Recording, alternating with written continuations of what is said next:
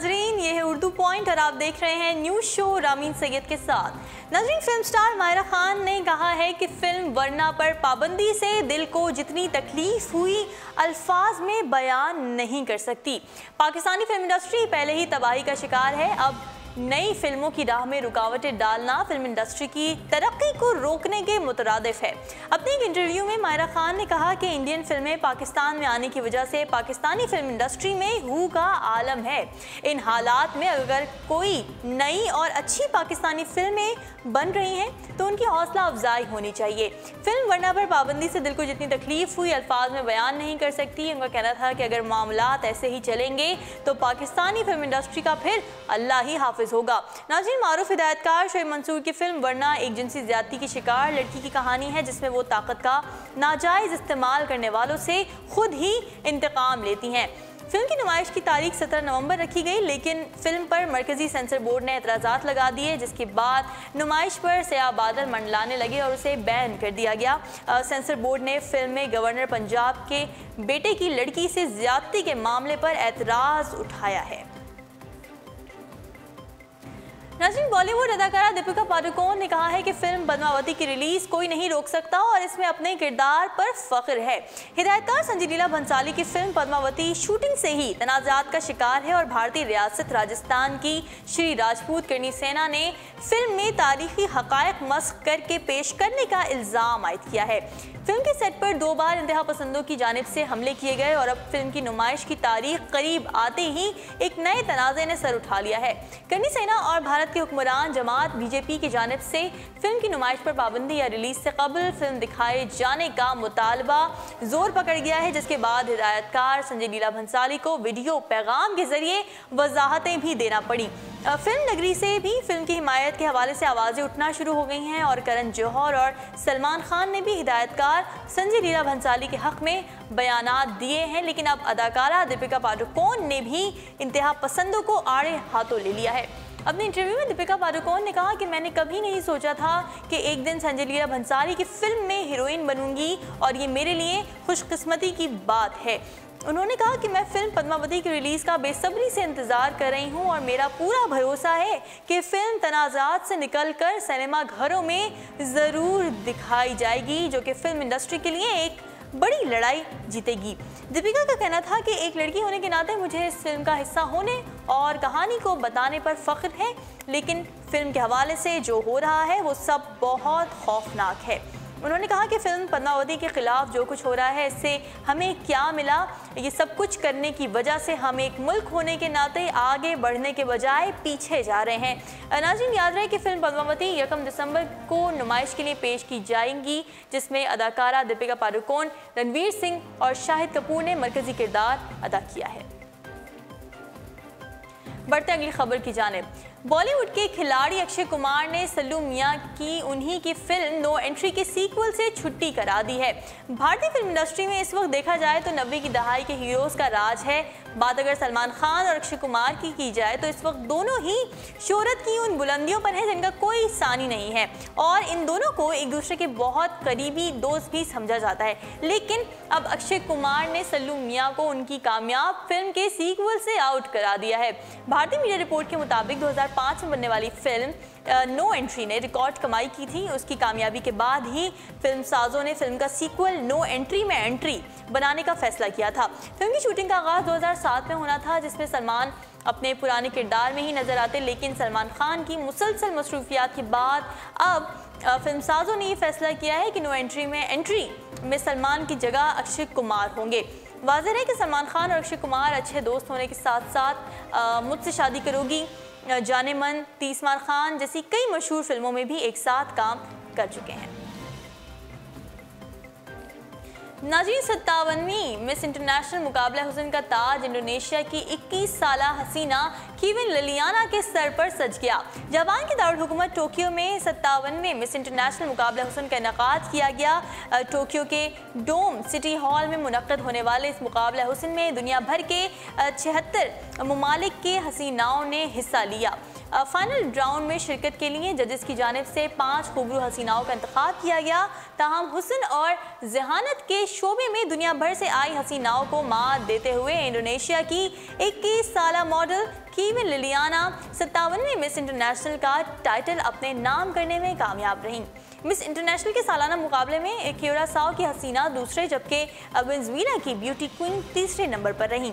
Miss international कीविन को गुज़िश्ता साल की फातिह हसीना ने ताज पहनाया, जिस पर उनकी खुशी दीदनी थी। शामिल करते हैं कुछ दिलचस्प अजीब खबरें। एक साबिक फौजी ने मफलूज होने के खतरे के बावजूद पोपाई जैसे डोले बनाने के लिए इंजेक्शन से बाजू में तेल डाल लिया, जिससे 10 दिन में ही उनके बाजू 10 इंच बढ़ गए। रूस से ताल्लुक़ रखने वाला साबिक फौजी 21 साला कैरल ट्रीशन अपने 24 इंच के बाजू की वजह से बहुत ही मशहूर हो रहा है। कैरल अपने बाजू बढ़ाने के लिए एक तेल जिसे सेंथोल भी कहा जाता है वो इस्तेमाल करता है, और पिछले गर्मा में फ़ौज छोड़ने के बाद उसने सिर्फ 10 दिन में अपने बाजू 10 इंच बढ़ा लिए हैं। हाल ही में कैरल की एक वीडियो वायरल हो रही है जिसमें वो बड़े फखरी अंदाज में अपने बाजू फुलाकर दिखा रहे हैं। ये वीडियो जनूबी मगरबी रूस के एक शहर में बनाई गई है और केरल का ये कहना है कि वो बाजू में तेल डालकर बॉडी बिल्डिंग करता रहेगा और एक दिन सारे आलमी रिकॉर्ड तोड़ डालेगा। डॉक्टरों का कहना यह है कि केरल बाजू में तेल इंजेक्ट करके अपने लिए शदीद खतरात पैदा कर रहा है। इससे उसके बाजू फट भी सकते हैं और वो बिल्कुल मफलूज हो सकता है, या फिर उसके बाजू कुछ भी उठाने के काबिल नहीं रहेंगे। और पेशेवर बॉडी बिल्डरों का ख्याल यह है कि कैरल को नफ्सियाती इलाज की शदीद ज़रूरत है। नाज़रीन, आमतौर पर शादियों के लिए महंगी और साफ़ सुथरी जगहों का इंतखाब किया जाता है और इसके लिए लाखों रुपए भी खर्च किए जाते हैं, लेकिन एक दुल्हन ने अपने किसान दुल्हा से अनोखी जगह पर शादी कर ली। दुल्हन ने शादी के लिए मवेशी मंडी का इंतखाब किया और शादी के दौरान दुल्हन का लिबास पीछे से ज़मीन पर पड़े जानवरों के गोबर से भी ख़राब होता रहा, लेकिन दुल्हन ने इसकी भी कोई परवाह नहीं की। 23 साला एस नॉडल्स्की ने अपनी शादी के लिए लीस्टरशायर बरतानिया के मिल्टन मोबरे मार्केट का इंतखाब किया। शादी के बाद एबी, इसके 29 साला शौहर एडम और मेहमानों ने सॉसेज, बेकन और अंडों से नाश्ता किया। एडम की बहुत सी दोस्तों ने उन्हें बताया कि उन्होंने आज तक इससे बेहतरीन शादी नहीं देखी और एबी का ये कहना था कि ये मेरे लिए बहुत ही मायने रखता है, मैं शादी के लिए चर्च जाना नहीं चाहती थी। बढ़ते अगली खबर की जानिब। नाज़रीन, एक भारतीय मुहिम ने शुमाली अफ्रीका में वाक़या ज़मीन की एक गैर मनकूला पट्टी की मलकियत का दावा करते हुए अपनी बादशाहत का ऐलान कर दिया। दूसरी जानिब उन्होंने दिलचस्पी रखने वालों को अपनी रियासत की शहरियत इख्तियार करने की दावत भी दे डाली।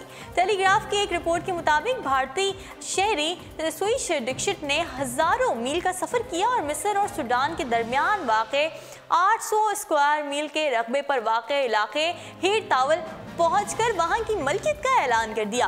वाज़ेह है कि हीर टावल सैयारा ज़मीन की वाहिद जगह है जहां इंसान रिहाइश इख्तियार तो कर सकता है, लेकिन ये किसी रियासत या मुल्क की मलकियत नहीं है।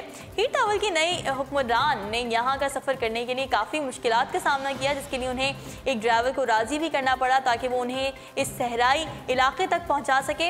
इस हवाले से उनका ये कहना था कि जिस रूट पर मैंने सफ़र किया वो मिस्री फ़ौज के ज़ेरे असर और दहशतगर्दों का इलाका तस्वुर किया जाता था, लिहाजा हुकूमत ने फ़ौज को ये कहा हुआ था कि देखते ही गोली मार दी जाए। उनका कहना था कि हमें 3 ऑप्शंस दिए गए थे। फौजी इलाकों की कोई तस्वीर नहीं खींची जाएगी, एक दिन में वापसी होगी और कोई कीमती चीज़ नहीं ले जाई जाएगी।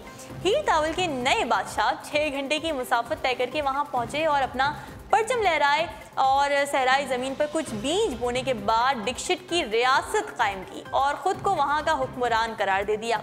रिपोर्ट के मुताबिक उनका ये कहना था कि कदीम तहजीबों के क़वायद और क़वानीन के मुताबिक अगर आप किसी ज़मीन की मलकियत का दावा करना चाहें तो आपको वहाँ फसल उगानी पड़ेगी। मैंने कुछ बीज लगाकर उन्हें पानी दे दिया है और अब ये मेरी है। साथ ही उनका ये कहना था कि आलमी बरादरी के एहतियात और मॉडर्न साइंस की मदद से हम यहाँ सबसे ज़रख़ेज़ ज़मीन और माहौलियात के हवाले से हसास कौम बनाएंगे। डिक्शिट का कहना था कि मैं यहाँ का बादशाह हूँ, ये कोई मजाक नहीं है, मैं एक मुल्क का मालिक हूँ। अब वक्त है कि अक़वाम मुत्तहिदा को एक ख़त लिख दिया जाए। वाज़ेह है कि डिक्शिट पहले शख्स नहीं है जिन्होंने इस ज़मीन की मलकियत का दावा किया है। इससे कबल 2014 में एक अमरीकी शख्स ने भी इस नीयत से यहाँ का दौरा किया था ताकि अपनी बेटी को रियासत शुमाली सूडान की शहजादी बना सके। ताहम एक माहिर कानून एंथनी आर्नट के मुताबिक आलमी कवानीन की रूह से सिर्फ एक रियासत ही किसी ज़मीन की मलकियत का दावा कर सकती है। अब अगली खबर शामिल करेंगे टेक्नोलॉजी पॉइंट से। आईफोन 8 की तलब तवक्का से कम है, लेकिन आईफोन 10 की फरोख्त तवक्कुआत से ज़्यादा होगी।